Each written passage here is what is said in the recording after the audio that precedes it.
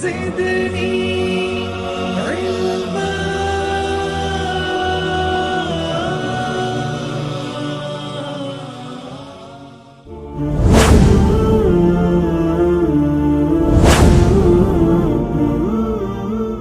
الحمد لله رب العالمين والعاقبة للمتقين والصلاة والسلام على أشرف الأنبياء والمرسلين نبينا محمد وعلى آله وأصحابه أجمعين. أما بعد، قال الله تبارك وتعالى في القرآن المجيد: فأعوذ بالله السميع العليم من الشيطان الرجيم من همزه ونفخه ونفثه. بسم الله الرحمن الرحيم.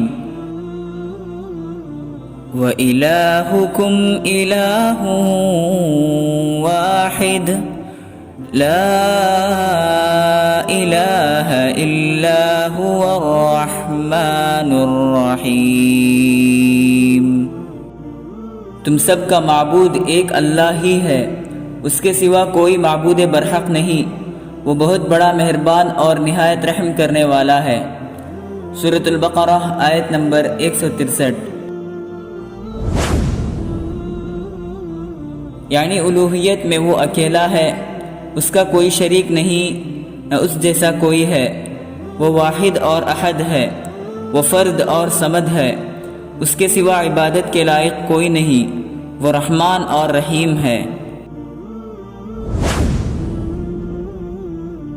عن اسماء بنت يزيد رضي الله عنها أن النبي صلى الله عليه وسلم قال: اسم الله الأعظم في هاتين الآيتين: وإلهكم إله واحد لا إله إلا هو الرحمن الرحيم.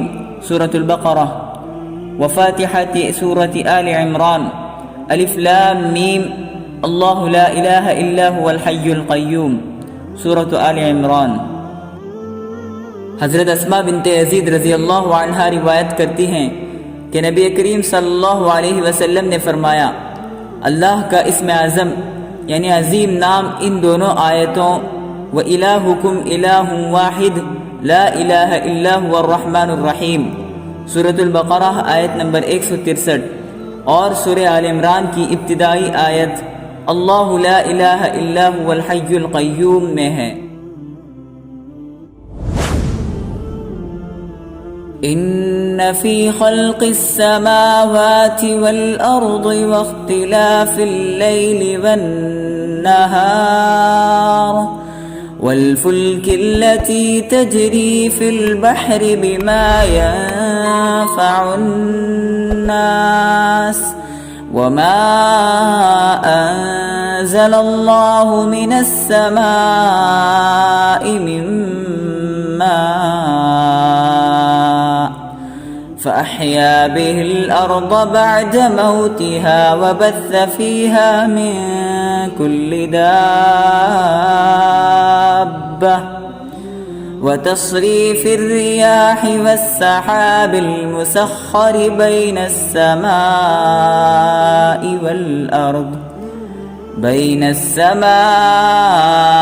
والأرض لآيات لقوم يعقلون. بے شک آسمان اور زمین کی پیدائش، رات دن کا ہیر پھیر اور کشتیوں کا لوگوں کو نفع دینے والی چیزوں کو لیے ہوئے سمندروں میں چلنا، آسمان سے پانی اتار کر مردہ زمین کو زندہ کر دینا، اس میں ہر قسم کے جانوروں کو پھیلا دینا، ہواؤں کے رخ بدلنا، تابع فرمان بادلوں کو آسمان اور زمین کے درمیان ادھر ادھر پھیرنا، عقل مندوں کے لیے اللہ کی نشانیاں ہیں. سورۃ البقرہ آیت نمبر 164. مطلب یہ ہے کہ اس اللہ کی فرما روائی اور اس کی توحید کی دلیل ایک تو یہ آسمان ہے جس کی بلندی، لطافت، کشادگی، جس کے ٹھہرے ہوئے اور چلنے پھرنے والے روشن ستارے تم دیکھ رہے ہو. پھر زمین کی پیدائش جو کثیف چیز ہے، جو تمہارے قدموں تلے بچھی ہوئی ہے، جس میں بلند بلند چوٹیوں کے سر بہ فلک پہاڑ ہیں، جس میں موجیں مارنے والے بے پایاں سمندر ہیں. جس میں انواع و اقسام کے خوش رنگ بیل بوٹے ہیں، جس میں طرح طرح کی پیداوار ہوتی ہے، جس میں تم رہتے سہتے ہو اور اپنی مرضی کے مطابق آرام دہ مکانات بنا کر بستے ہو، اور جس سے سینکڑوں طرح کا نفع اٹھاتے ہو۔ پھر رات دن کا آنا جانا، ہر ایک اپنے صحیح انداز سے آئے اور جائے، کبھی کے دن بڑے، کبھی کی راتیں، کبھی دن کا کچھ حصہ رات میں آ جائے، کبھی رات کا کچھ حصہ دن میں آ جائے۔ پھر کشتیوں کو دیکھو جو خود تمہیں اور تمہارے مال و اسباب اور تجارتی چیزوں کو لے کر سمندر میں ادھر سے ادھر جاتی آتی رہتی ہیں، جن کے ذریعے اس ملک والے اس ملک والوں سے اور اس ملک والے اس ملک والوں سے رابطہ اور لین دین کر سکتے ہیں۔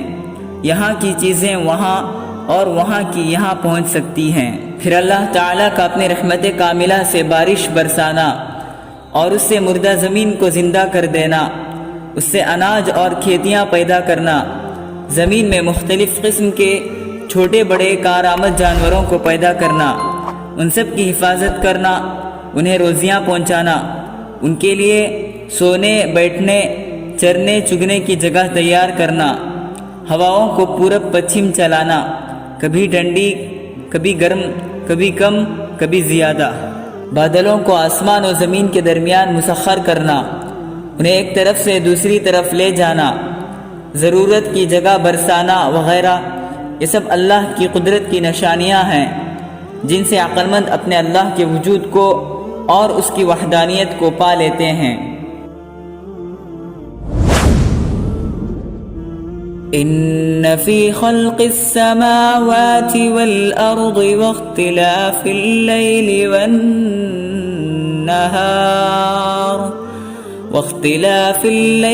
والنهار لآیات لأولی الألباب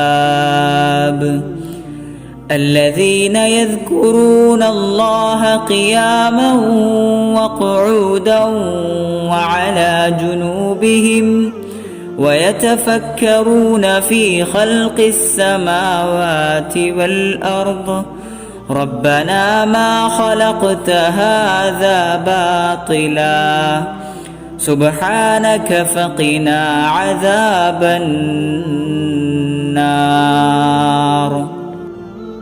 بے شک آسمانوں اور زمین کی پیدائش اور رات اور دن کے آنے جانے میں عقل مندوں کے لیے نشانیاں ہیں، جو کھڑے اور بیٹھے اور لیٹے ہر حال میں اللہ کو یاد کرتے ہیں، اور آسمان اور زمین کی پیدائش میں غور و فکر سے کام لیتے ہیں اور کہتے ہیں اے ہمارے رب، تو نے انہیں بیکار نہیں بنایا، تیری ذات پاک ہے، تو ہمیں جہنم کے عذاب سے بچا۔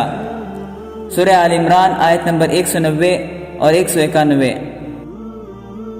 حضرت عبداللہ بن عباس رضی اللہ عنہما فرماتے ہیں کہ قریشی رسول اللہ صلی اللہ علیہ وسلم کے پاس آئے اور کہنے لگے، آپ اللہ تعالیٰ سے دعا کیجئے کہ وہ صفا پہاڑ کو سونے کا بنا دے، ہم اس سے گھوڑے اور ہتھیار وغیرہ خریدیں اور آپ کا ساتھ دیں اور ایمان بھی لائیں۔ آپ نے فرمایا، پختہ وعدہ کرتے ہو؟ انہوں نے کہا، ہاں پختہ وعدہ ہے۔ آپ نے اللہ تعالیٰ سے دعا کی۔ حضرت جبرائیل علیہ السلام آئے اور فرمایا، تمہاری دعا تو قبول ہے، لیکن اگر یہ لوگ پھر بھی ایمان نہ لائے تو ان پر اللہ کا وہ عذاب آئے گا جو آج سے پہلے کسی پر نہ آیا ہو۔ آپ کانپ اٹھے اور عرض کرنے لگے، نہیں، اللہ تو انہیں یوں ہی رہنے دے، میں انہیں تیری طرف بلاتا رہوں گا۔ کیا عجب، آج نہیں کل اور کل نہیں تو پرسوں ان میں سے کوئی نہ کوئی تیری طرف جھک جائے۔ اس پر یہ آیت اتری کہ اگر انہیں قدرت کی نشانیاں دیکھنی ہے تو کیا یہ نشانیاں کچھ کم ہیں؟ وآخر دعوانا ان الحمد للہ رب العالمین۔